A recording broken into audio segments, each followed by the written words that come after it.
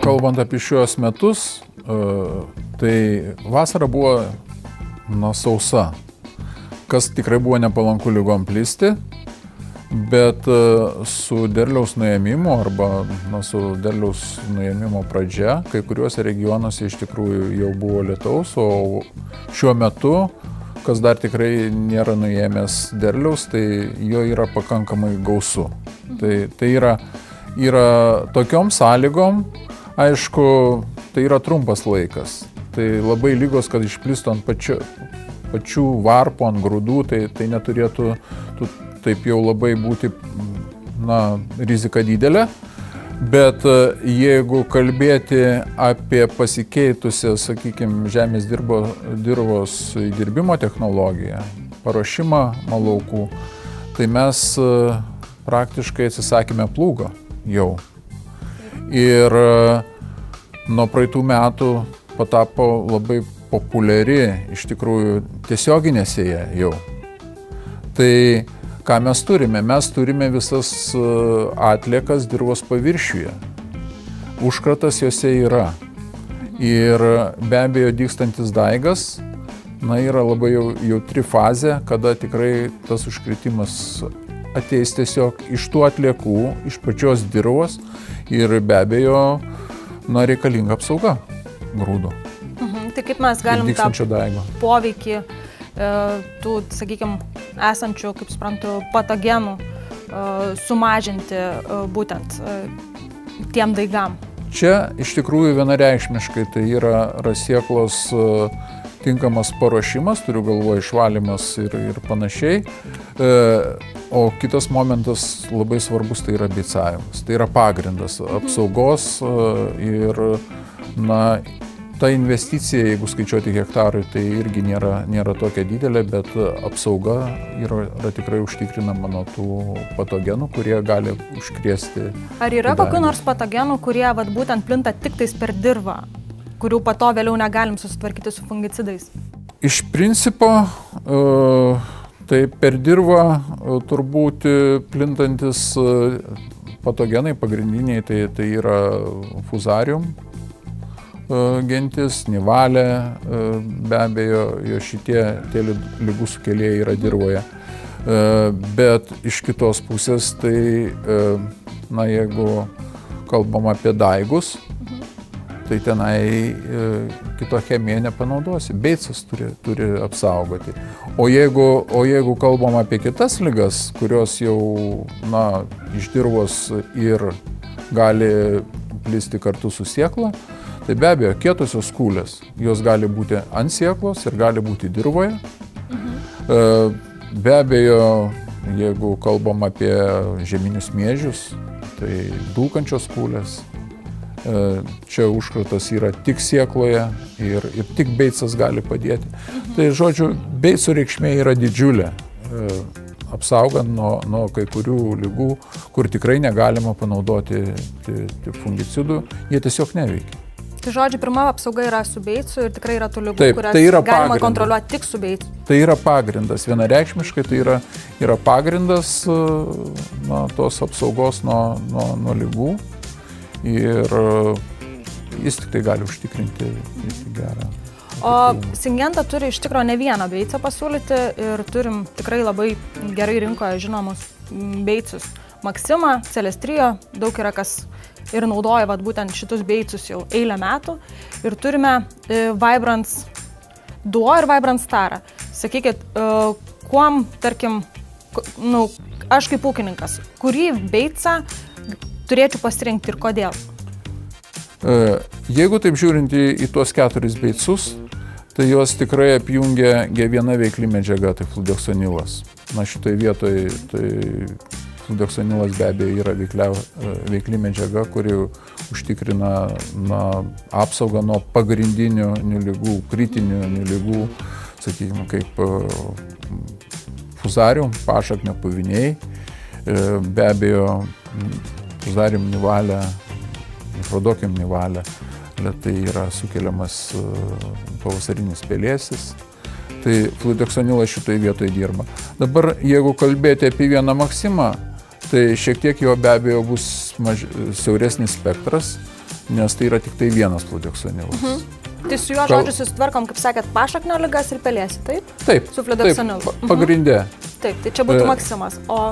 O kalbant apie Vibrance grupę, jau Vibrance Duo yra dvi veiklios medžiagos. Tai yra tas pats fludeksonilas ir sadeksanas, o Vibrance Stare yra tos pačios, taip pat ir toks pat kiekis fludeksonilo ir sadeksano, plus jame yra tritikonozolas. O kada man rinktis Vibrance Duo, kada Vibrance Stare? Jeigu ūkyje auginama vien tik tai, sakykime, kviečiai, tai tada užtenka Vibrance Duo. Bet iš tikrųjų tai Vibrance Staro panaudojimas yra lankstesnis, nes jame esantis tritikonozolas pirmoje eilėje yra skirtas nuo dulkančių kūlių ir be abejo jisai veikia ir kietasias kūlės, tai šiek tiek galbūt toksai pastiprinimas yra dar nuo kietųjų kūlių, bet kietosios kūlės dabar kviečiuose nėra problema, iš tikrųjų labai, sakyčiau, negausiai plintanti liga. Kaip suprantu, didesnė problema yra su dulkančiom kūliom, ar ne? Ir būtent tas tritikonozolas esantis Stare, jis padeda susitvarkyti su dulkančiom kūliom. Dulkančios kūlės nekviečiuose. Nekviečiuose, miežiuose, taip. Tai yra žieminiai miežiai ir vasariniai miežiai. Ir jeigu ūkis augina ir kviečius, ir miežius, sakykime, žieminius, tai būtų tas pats žemkentis, tai be abejo geriau pasirinkti yra Vibrance Stare. Ir taip pat, jeigu, sakykime, ūkyje yra auginami salykliniai miežiai, tai jeigu rudenį įsigijai yra likučiai beico, tai puikiausiai panaudojama yra pavasarį. Tai galima ir žieminiam naudoti, ir vasariniam miežiam. Taip. Tai tokiu atveju yra toks lankstesnis panaudojimas. Iš tikrųjų, dar iš ūkininkų sulaukiam klausimo, kiek vandens reikėtų, kiek tirpalo pasiruošti tam, kad maišant su beicu, tam, kad tolygiai paskleistumėm ir kuo geriau padengtumėm sėklą. Koks tas tirpalas turi būti ir kiek vandens reikia? Iš tikrųjų, tą apsprendžia naudojamos beicavimo mašinos, beicotuvai. Ir jeigu fabrikuose iš tikrųjų ruošiant sėklą, kur yra dvifazis apdorojimas sėklos, kur yra išpurškiamas smulkiais lašeliais ir dar maišosi grūdas, tai užtenka ir, sakykime, tirpalo kiekio ir 4, ir galbūt netgi yra kai kurie beicotuvai, kurie dirba iš vis grynų produktų. Bet ūkiuose dažniausiai yra naudojamos paprastesnės mašinos. Juose galbūt irgi yra panašus apdorojimo būdas, irgi gali būti dvifazis, bet be abejo vis vien nėra ta kokybė, kadangi yra grūdų padavimas srautinis į beicotuvą ir po to vis viena vyksta ta maišymas. Tai tas tirpalo kiekis turėtų būti 8, o gal net ir 10 litrų tonai. Kokią rekomenduotumėt, prašau, priminkit dar normą būtent Vibrance Duo ar Vibrance Stare? Vibrance Duo ir Vibrance Stare yra normos nuo 1,5 iki 2 litrų ir čia reikėtų spręsti tiesiog pagal situaciją, kokia buvo laukuose, kokios buvo sąlygos. Jeigu buvo daugiau lietaus ir buvo palankesnės sąlygos lygom plisti, tai tą normą didinam iki 2 litrų tonai. Jeigu tikrai viskas idealiai pavyko, buvo sausa, nuėmimas irgi pavyko sausų orų nuimti derlių, tai tada aišku galima šiek tiek ir mažinti tą normą, bet tai mes turim šitoj vietoje 0,5 litro tonai, tai galbūt net nėra tikslo mažinti.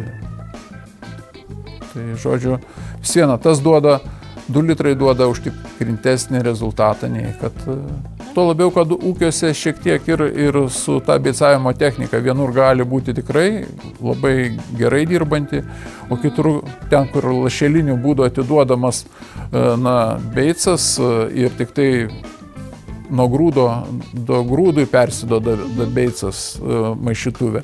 Tai aišku, tas irgi šiek tiek įtakos gali turėti. O dar iš tikrųjų kartais tenka susilaukti iš ūkininkų ir tokio klausimo dėl beicuotų grūdų laikymo. Ar reikia kažkokių specialių sąlygų tom beicuotom sėklom laikyti ir kiek, tarkim, laiko ūkininkas gali laikyti? Tarkim, ar iš rudens jis gali tos pačius vasarinius miežius susibeicuoti ir pasilikti sėją pavasarį tą beicuotą sėklą, ar visgi reikėtų, nežinau, kažkokį... Iš tikrųjų tai galima iš anksto to beicuoti, bet yra būtinos sąlygos, kad grūdai sausi, turiu galvoj nuo standartinės drėgmės. Jeigu paliekam žiemai, sandėlys turėtų būti apsaugomas nuo atidrėkimo, svarbiau ir neperšalantis, nes mūsų žiemos dabar yra tokios, kad iš tikrųjų mes turim atodrėkius. Jeigu atšalo atodrėkis, be abejo grūdai traukia drėgmę. Ir traukiant drėgmę, be abejo beicuotas grūdas šitoj vietoj atpalaiduoja ją beicą, kažkoks įsisavinimas yra. O procentaliai kokia ta drėgmė turėtų būti? Grūdo standartinė drėgmė turėtų būti 14. Ir neviršyti turėtų tos 14, taip? Čia aš turiu galvoj beicavimo metu. Taip. O visi grūdai be abejo žiemos metu atidrėksta ir beico, aišku, neigiamas poveikis didėja, jie tada daigumui. Bet kuriuo atveju, vis viena prieš sėją, ar tai buvo palikta sėkla iš pernai metų, ar tai buvo, sakykime, beicuota ta labai anksti, kur tai žiemos metu, turėtų būti nustatomas daigumas. Nes vis viena sėklos norma yra labai svarbu. Supratau. Tai ką, tai linkime ūkininkam turbūt sėkmės tam toj rudeniniai sėjoj ir pasirinkti tinkamus beicus, kad išvengti per sėklą plintančių ligų, tokių kaip kūlės, kaip pelėsis ir pašaknio ligos. Per sėklą ir per dirvą. Taip.